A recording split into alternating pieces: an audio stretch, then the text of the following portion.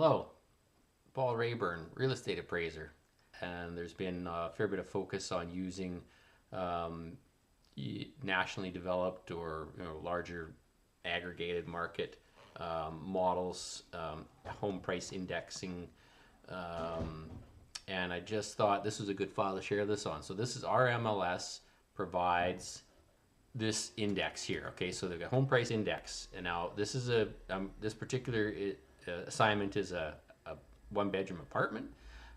So I've got in this particular neighborhood, and we can see we've got, you can either have it in home price index HPI or benchmark price, and effectively they are the same thing. So the index is just indexed to 100% at the beginning of the data set. So I like to show it in the benchmark price because it's effectively the same. So you've got HPI.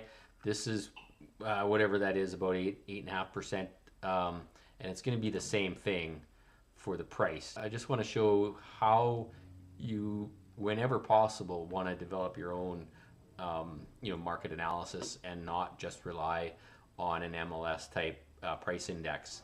So going back just to show you where this data comes from. So they use a large model. They're using, effectively it's a national index, and they break it down through modeling algorithms right down to the neighborhoods, and they'll get it down to neighborhoods that haven't had sales for months on end, and they still will produce pricing. So by doing some relational indexing. But so here's all of the neighborhoods. I've filtered it down.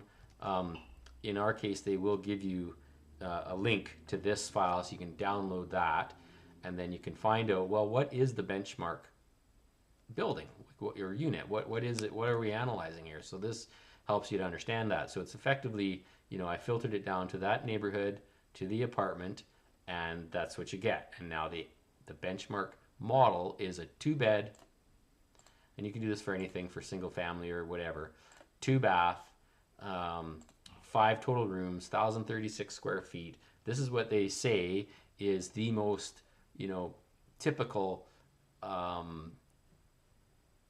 unit in that market, and that's what they index the pricing to every month. So it's good to know. It's good to know that. Good to compare that.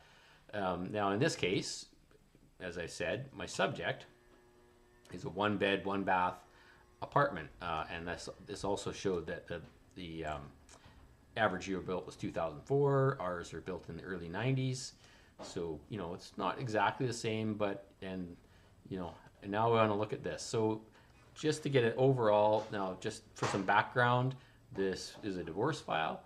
So it's fairly contentious. You want to make sure you've done all the analysis you can, provide as much insight as possible. So here we have here's when the marriage took place, and this is the one of the parties that they purchased the unit here. So that's irrelevant. We need to figure out the difference in value there. They sold it there. They may choose to rely on that as a date of value that they can use to adjust and make their settlement. Sometimes that's not the case, and we need to do a value there as well. Now here's a prior sale of the subject. Nobody was involved. None of the parties were involved in that sale. But there's a few things to note here. Just now, one thing is that the blue are the listings and the oranges are sales. So list sold, list sold. Now the subject was bought off market. It was not listed. It was bought by an unrepresented buyer who bought through an agent who became aware that the unit was coming up. So it was purchased before being exposed to the market, and we do not know how much market knowledge the buyer had. So is that a market value transaction? Well, it appears it sold certainly on the high. It sold above, it's a 3rd floor unit. These are 4th floor units. Now there isn't really strong evidence because here's a 4th floor unit. I did look at all these units. I looked at all the strata plans, the floor plan, the location of the buildings, where they're at, They're all reasonably similar. And there was no strong correlation for, you know, fourth floor units, for example, which is the top floor. Typically are generally higher, but there was not significant evidence here in this development. So so a couple things. So if we're looking at back to the HPI, and are we going to put all our eggs in the HPI basket? No. So if we're looking at maybe this prior sale, just for an example, things sold for around 200,000 then, and we're close to 500,000 now, right? We're at about 500,000. So would that be like that's a 250% increase? And if we said this was about 150,000 back in here, and sorry, it's a little bit confusing because I overlaid graphically this HPI data because I don't have it in a format that I can easily plug into the other model. But anyways, so if we go from 150,000 to maybe just under or right around 350, so that's about 233%, 2.3-ish times. So that's about a 17% difference.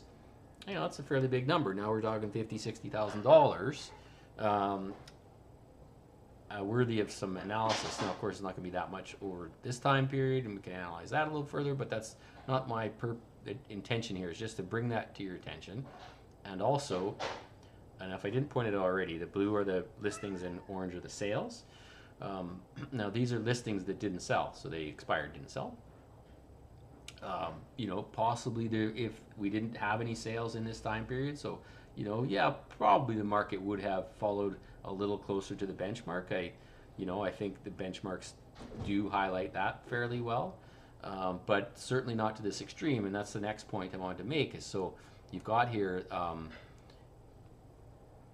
like almost a 10% shift just in this 1 month, and then back up almost about 9%. So month and then back down 8% or whatever, and back up, again, another 9% shift. Now this is, most real estate analyst experts generally agree that markets themselves are not shifting this quickly. This has to do with, average pricing, median pricing, and even benchmark pricing. And it's that effect of compositional shift in the data that causes these significant differences. And buyers and sellers are not typically changing their minds that quickly, month over month. Sure, over long periods of time, and this type of shift here, it gives some idea of what happened. This is obviously the pandemic shift here. So, and then just briefly, this was a kind of an area of reasonably stable sale prices. Of course, we now start getting into the pandemic, but what's happening here? Why is this increasing and seemingly this is declining? Well, is this being pulled up by other market factors? Their model is maybe too large. We know single-family larger homes further out of town were increasing at a greater rate than apartment buildings that like the subject during that time. So, maybe you want to keep that in mind when we're analyzing this data.